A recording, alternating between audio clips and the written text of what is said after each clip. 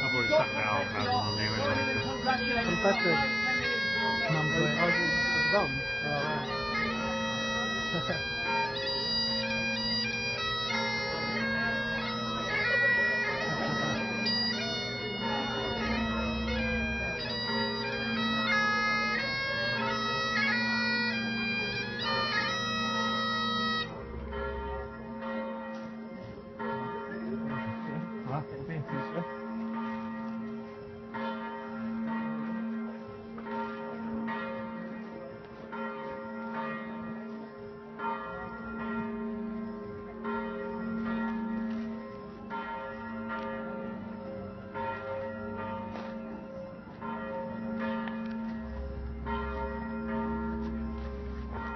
Accompanied me today, kept me in order, kept me off the drink so far.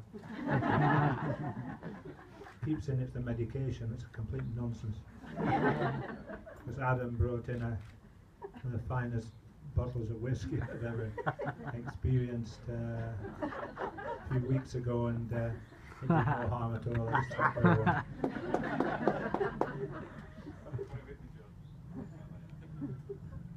We must re-examine that later.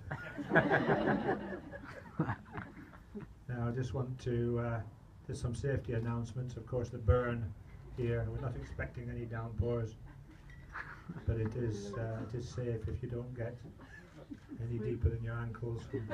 Morag will testify to that.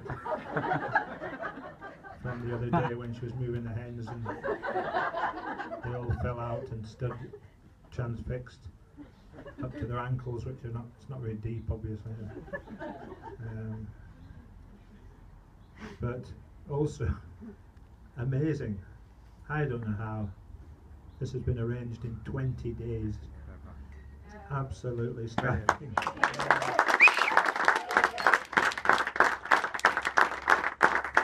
Morag and the girls, of course, she hasn't done it on her own, but just about pulling it together as a project.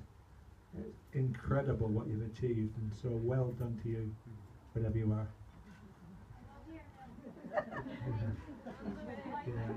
Get to sleep. They're available for hire if anyone wants to.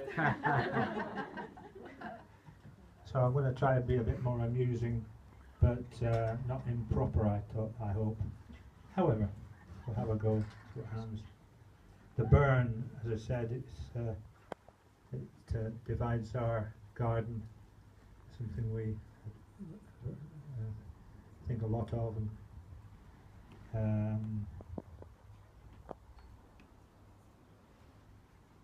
And sometimes when the Royal Bank of Scotland are returning home from their long nights out, they get the wrong idea what it's used for.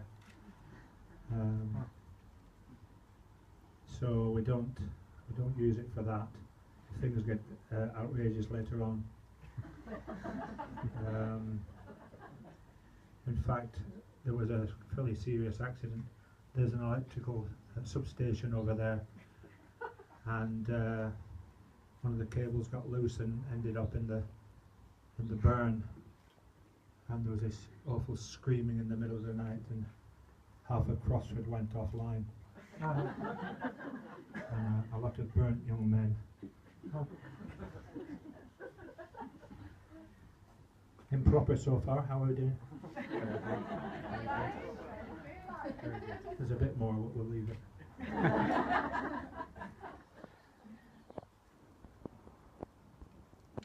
Of course, it was Amy's birthday yesterday. She was 27th.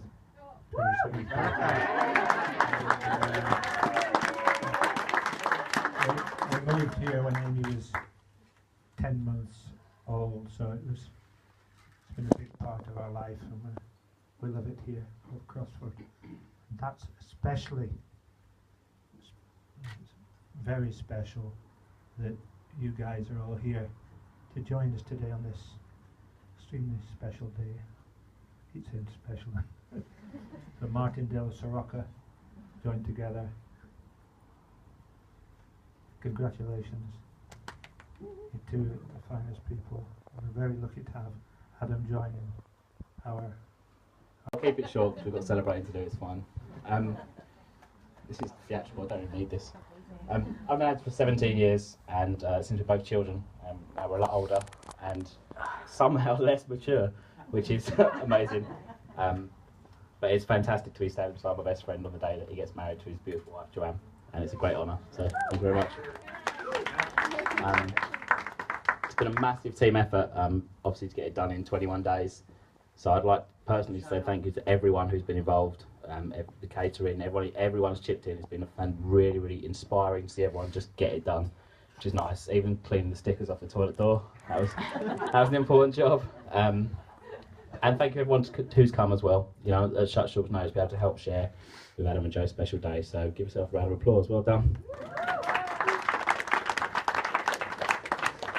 And also, look how stunning Joanna looks. I'm sort of annoyed at how angry she looks prettier than me. I'm really annoyed at that. I'm not having it. Bridesmaids are all right. So sort of me and Az were trying to work out what I was allowed to not say and say in the speech. So we sort of looked up best man tradition, and apparently it's tradition from a long, long time ago that the best man is the person who helps go and capture the bride. I'll explain it. In raiding the village, and then to defend Adam in case his family try and take it back. But I've seen the Martindales and their determination in getting this sorted, so there is absolutely no way. So if it comes to a fight, mate, you are on your own. Like, Strockers, you've got this. There's no way I'm getting involved. I know it's tradition to sort of tell some embarrassing anecdotes, and in 17 years we have an awful lot of embarrassing anecdotes. I won't tell too many. I'll just give a few little highlights.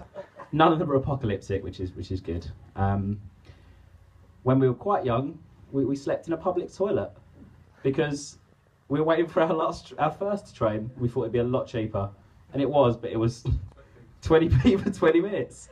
We did that 6-7 times. We wouldn't do it again. Back to the toilet. Adam waking up under a pallet in a forest, proudly proclaiming that it was his tent to the people that found him. That was a good one. Adam waking up in the field, cuddling a watermelon. That's another fine example of your husband, Joanne. The ill-fated hot dog eating competition that we all lost. There was no winners in the hot dog eating competition, believe me. And I think this is the best one, the chili and rice food fight that we had in our very modern, very flash, very expensive flat in Manchester. Don't have a chili fight in a white-walled flat in a pennant. You'll lose. You'll notice, well, pretty much all the anecdotes involve Adam being asleep or some food. So welcome to the rest of your life, Joanne. There's a few I left out, so if anyone wants to come and see me afterwards in the VIP section, there's some downloadable content. So, but in seriousness, Az is absolutely like a brother to me. We've been together for a lot of things. Joe got there first. But no, we've grown up together, and he's so caring and funny and intelligent, and he's amazing, absolute inspiration for me. And Joe's very, very lucky to have him as a husband. She really is. You're not the lucky one, mate. Trust me. But Adam's dad would like me to read something out that he's sent over to me. It's not embarrassing, don't worry. Dearest son, every day from the day you were born, I wonder what you would turn out to be. Today, when I see you standing firmly beside this, and to the choice they've made, Adam and Joe. You can applaud now, it's fine. Autographs to later ones. Well, that went better than expected, to be fair. I've been... Yeah, don't see Paul later, he's got nothing to say. I wanted to start off by just saying thanks to everyone that really put all this together. Amy's put loads of work in. Amy and Pearl both took the week off work this week, all week to help out, and it's been pretty non-stop. To John for being foolish enough to say yes, that I was allowed to marry his daughter and give her away, and to Morag especially for the monumental superhuman effort that she's made to manifest everything that you see before you. It's been non-stop. And as well, Elaine and Ian from next door have gone above and beyond in helping non-stop, building things and ideas. Yeah, they definitely deserve a round of applause. I also really appreciate the people that have come a really long way today from Thailand, which I really appreciate, flying all the way over here. And from the south as well, my little contingent in the corner. I much appreciate it. On such short notice, I understand that it was a bit of a shock to me, really. I didn't know I was getting married 4 weeks ago, so yeah.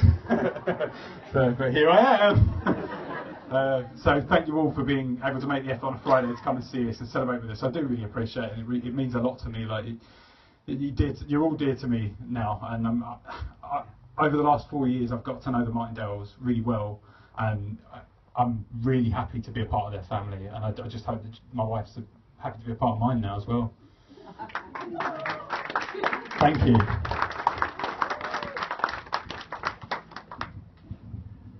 Let's get drunk.